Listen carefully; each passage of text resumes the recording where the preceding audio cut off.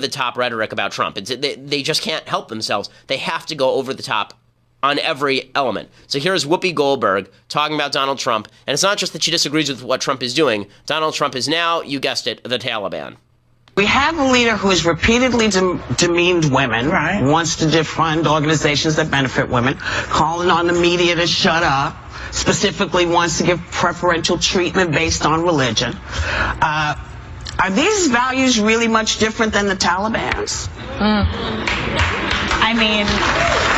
Yes, they are. It turns out that Donald Trump is not the Taliban. He's not in favor of honor killings. Donald Trump, in fact, it's to stop the Taliban from coming in the country that he's implementing some of these immigration policies. That is the basic idea behind all of this, and I'd be very surprised if in the future his immigration moratorium does not extend to Afghanistan. Okay, the fact is, Donald Trump's entire stated purpose with regard to stopping an influx of immigrants from countries like Yemen and Somalia is because he doesn't want the culture of certain areas of the world infiltrating. What he means by that is radical Islam. It's not a Muslim ban, because radical Islam and Islam are not the same thing. But it is an attempt to fight the infiltration of radical Islam into the West. So no, Donald Trump is not like the Taliban. The idea that Donald Trump is the Taliban because he is, at least in policy, pro-life. The idea that Donald Trump is the Taliban because Donald Trump doesn't want me to pay for your contraceptives. The idea that Donald Trump is the Taliban because Donald Trump is undertaking immigration reform that is in large part moderate. I mean, it really is. Again, of the 10 most populous Muslim countries on earth, 9 of them are still able to send whoever they want to the United States. Citizens from those countries can enter. And there are going to be lots of exceptions to Donald Trump's new immigration policy. The Democrats cannot help themselves. The left have to portray Donald Trump as Satan more than Satan. And there is something here that I think is kind of fascinating, and that is on both sides of the aisle, there's a tendency to attribute to the other side some sort of masterful genius. So on the left, instead of them just saying, Donald Trump, kind of incompetent, doing some things I don't like, meh, right? Which is, if you're a leftist, that's sort of what you would be saying if you're a relatively rational leftist at this point. Donald Trump is doing things I don't like, but man, he really doesn't even know what he's doing. I mean, this is pretty incompetent. That's what, if I were on the left, that's what I would be saying at this point.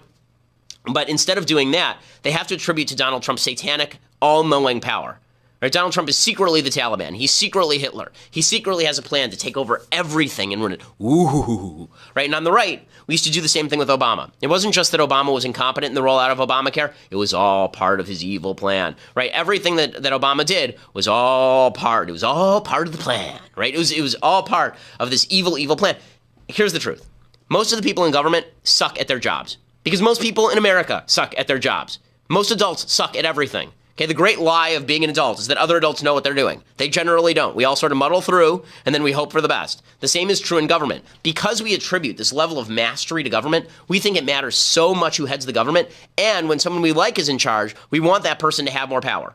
Because after all, if he's our side, we think he's the master of the universe, right? So when Donald Trump botched this executive order rollout, you had people saying it's 4D chess.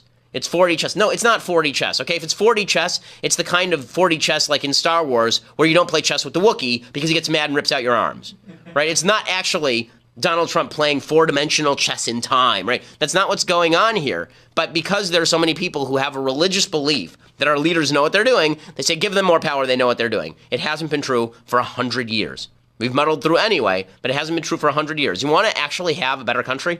Stop treating the people in government as though they're experts and know what they're doing all the time with evil plans or good plans, and just say, you know what?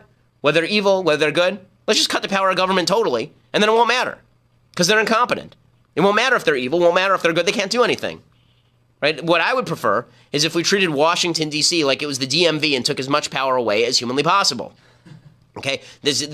Everybody is trying to turn Donald Trump into Darth Vader on the left. And on the right, everybody tried to turn Barack Obama into Darth Vader. And I think Obama was in many ways more competent than Trump is at a lot of things. And I think he had more plans than Trump does. I think Trump is pretty ad hoc. But Obama wasn't in charge of things either. It turns out very few people are actually Darth Vader. Very few people are actually capable of being Darth Vader. And so that means that we should actually take power away from them. And if you're really that worried about Darth Vader, by the way, on the left, if you're really that worried about Donald Trump being Darth Vader, how about this? Instead of him running the empire, let's downsize the empire so it's just the Mos Eisley DMV. And then you don't have to worry about it. That'd be the easiest way.